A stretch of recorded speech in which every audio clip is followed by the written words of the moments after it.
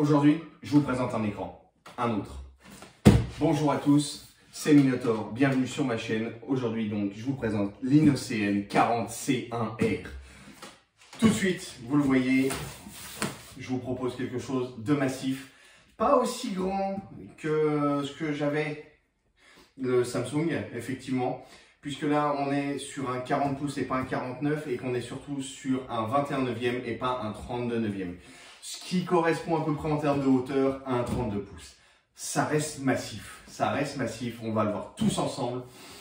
J'espère franchement que ça va être bon parce qu'il a à peu près tout pour plaire. Avant de faire le déballage, donc je vous ai dit 21/9, taux de rafraîchissement 144 Hz, c'est du standard. Résolution 3440 par 1440, complètement plat. Alors, il faut savoir que moi, au niveau de mon bureau, j'ai vraiment beaucoup d'espace, beaucoup de profondeur. Donc, moi, ça ne va pas me gêner. Si vous avez un petit bureau, franchement, je pense qu'il vaut mieux partir sur un incurvé. Ça bouffe plus de profondeur, mais c'est plus sympa à l'œil. Moi, j'ai vraiment la place pour avoir vraiment comme il faut, bien devant, bien loin. Dalle IPS. Hein, je présente plus les dalles IPS, j'adore ça. C'est pas pour rien que ma télé c'est une IPS, enfin mes télés, donc voilà. Grosso modo, ça a l'air pas mal. Et la petite surprise, c'est qu'en fait, c'est un écran qui est vendu 639 € sur Amazon et que vous pouvez avoir régulièrement pour 150 € de moins, 489 €. Et à ce tarif-là, à 40 pouces en 144 Hz, ça promet vraiment du bon. Sans plus attendre, on passe à l'unboxing et on va découvrir ça tous ensemble. En vrai, c'est grand. Hein, en vrai, c'est super grand. Là, comme ça, de l'avoir, comme j'ai dit, pas aussi massif que le Samsung, mais c'est pas mal quand même. On va l'ouvrir ensemble. Hop. Hop. Normalement, le top, c'est là-haut. C'est un beau bébé.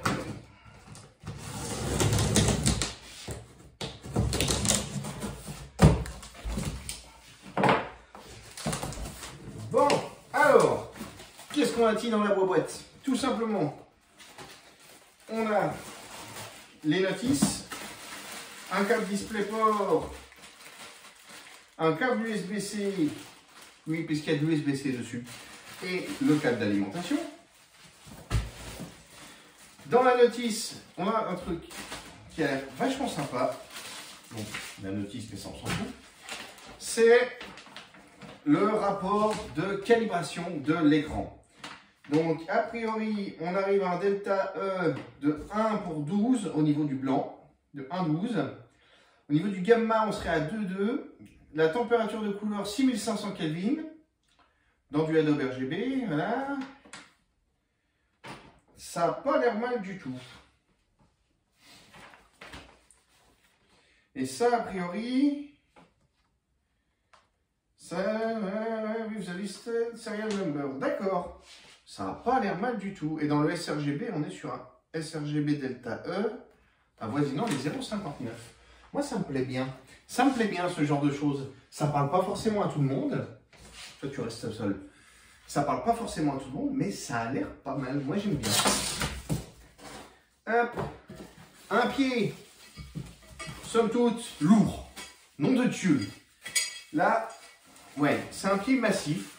En même temps, il faut pas moins pour ce type d'écran. Mais alors, lourd. On est sur de la bonne ferraille, là. Regarde, hein, on est vraiment sur de la bonne ferraille et c'est vraiment lourd. J'en ai eu... comme celui du Gigabyte qui était pas mal lourd aussi, mais là on est sur un autre level. Hein. Vraiment, on est très très bien.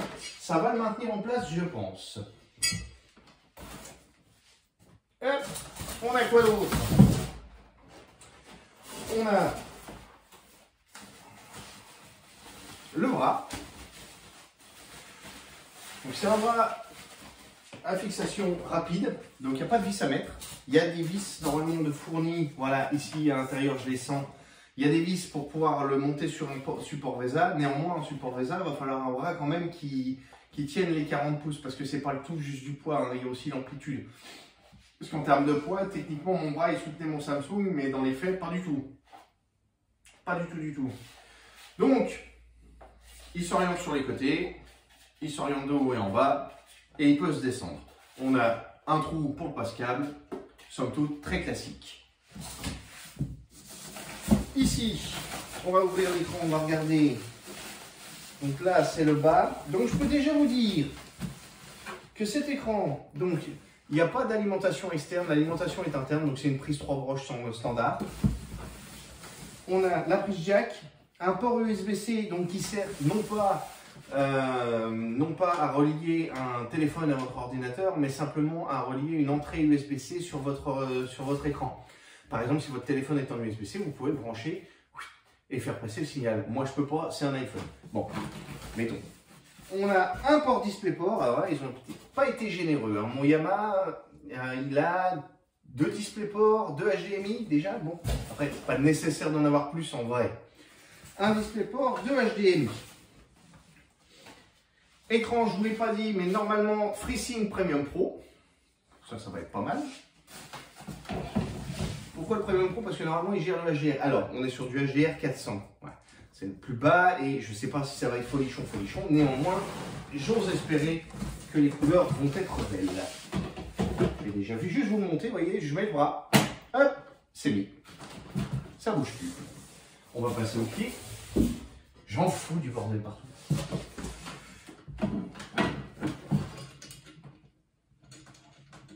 Donc c'est bien, c'est une vis à main.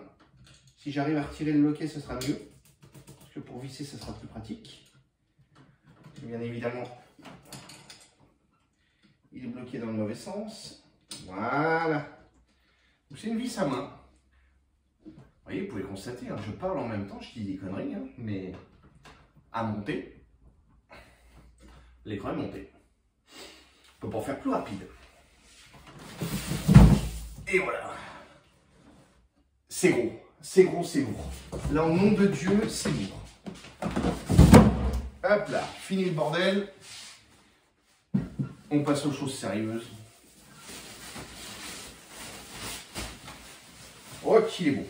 Donc, comme je vous avais dit, 21/9, 40 pouces, donc un 32 pouces de hauteur, avec bien sûr donc plus long sur les côtés. Je répète beaucoup donc. Complètement plat. Une dalle IPS mat. Au niveau épaisseur,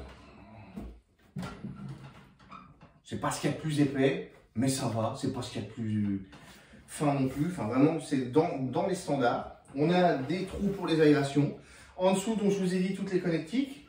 Bien évidemment, donc, on a un certain nombre de rotations, ce qui peut être pas mal. Je trouve que c'est bien. Il y en a certains qui ne proposent pas autant ou qui ne le proposent pas du tout.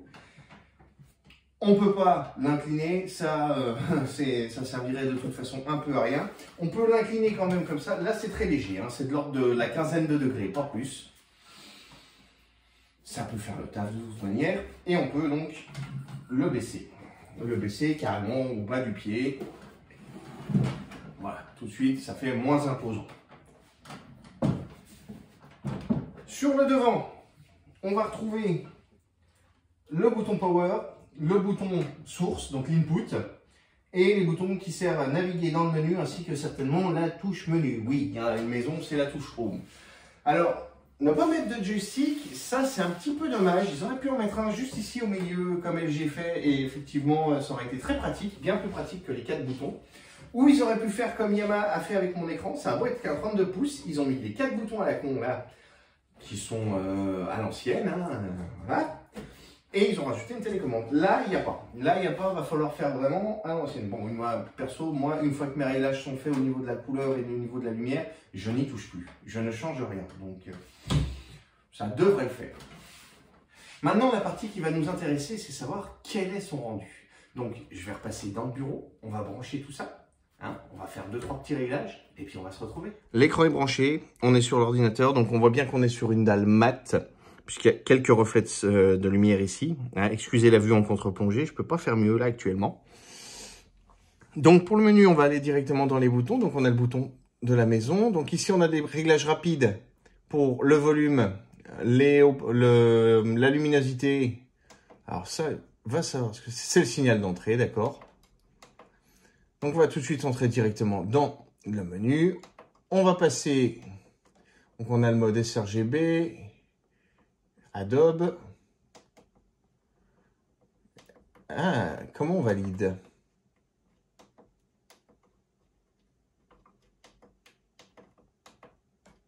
Mode Adobe. Ouais. Mode sRGB. Mode Uniformity. Je suis pas fan. Je vois un peu les différences qui s'affichent et tout.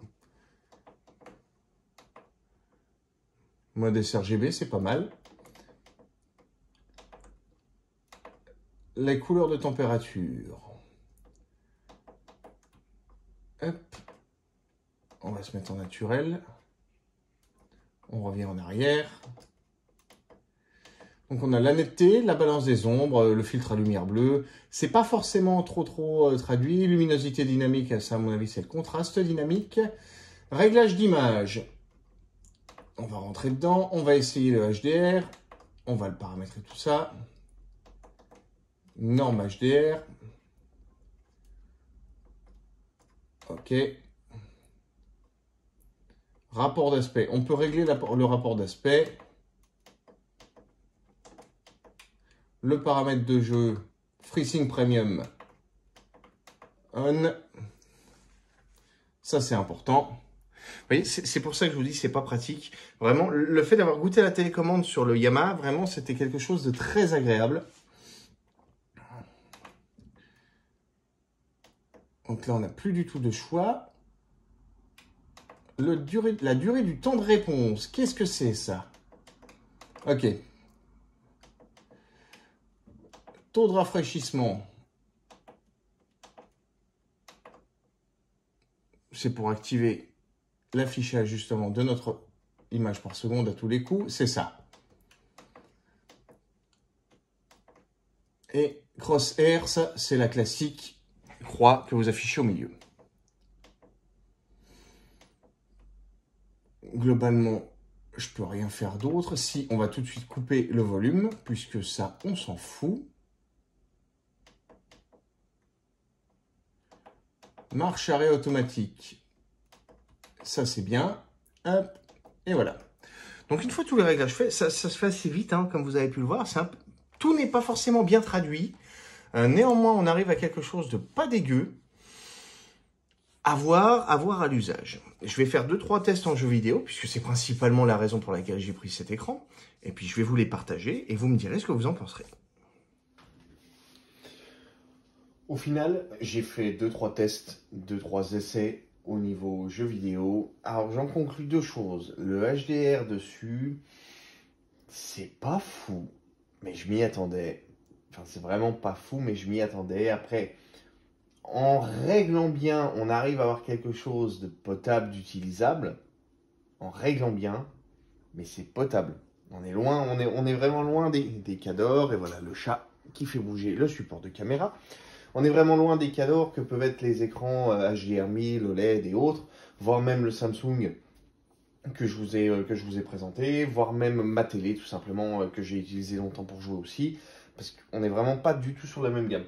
Hors HDR, les couleurs sont belles, le détail est largement suffisant en fait, puisque c'est équivalent à mon 32 pouces que j'utilisais là dernièrement en 16 neuvième en 1440p, puisque c'est la même chose, mais avec un petit peu plus d'affichage, quoi. Mais tout ça, c'est comblé par l'augmentation de la résolution. Non, c'est détaillé, c'est beau, c'est propre. Les couleurs sont quand même très jolies. Il y a un petit peu, un très léger ghosting. En vrai, il y en a un, mais c'est vraiment relativement léger. Ça passe vraiment très bien. Hop.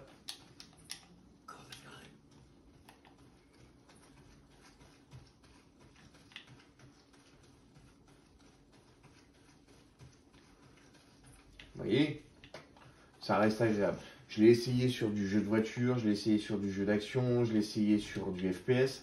Non, ça passe bien, ça répond bien. C'est propre, c'est beau. La Dalmat est vraiment très agréable à utiliser.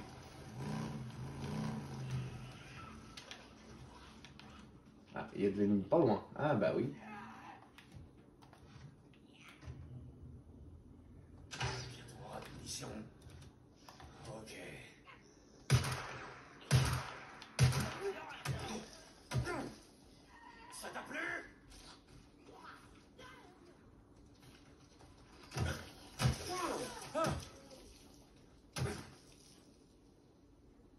moi les primes.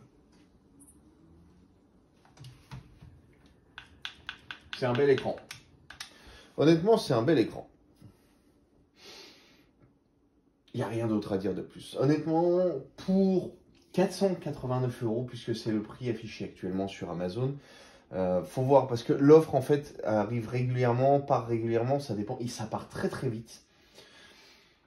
Moi, ça faisait un moment qu'il me tentait, j'avais pas pu le prendre la dernière fois puisqu'il était plus disponible, et que quand il a été disponible, il n'y avait plus la promo. Ça, souvent, ils font le coup. Là, c'est revenu, et ben, en vrai, c'est un bon écran. C'est un bon écran avec des belles couleurs. C'est un peu chiné, c'est un petit peu chiadé au niveau de l'OSD, mais une fois que c'est réglé à peu près, ça va. Ça va. Donc, c'était tout pour cet écran. J'espère que ça vous a aidé, que ça pourra vous aider à vous faire une idée. Je vais essayer de mettre quelques petits shorts sur YouTube parce que je suis un boomer, bien évidemment, de l'écran, voir un petit peu le rendu qu'il peut donner. Mais grosso modo, c'est du tout bon. Si ça vous a convenu et si vous avez des questions sur cet écran, n'hésitez pas à me les poser dans les commentaires. C'était Minotaur et je vous dis donc à très bientôt.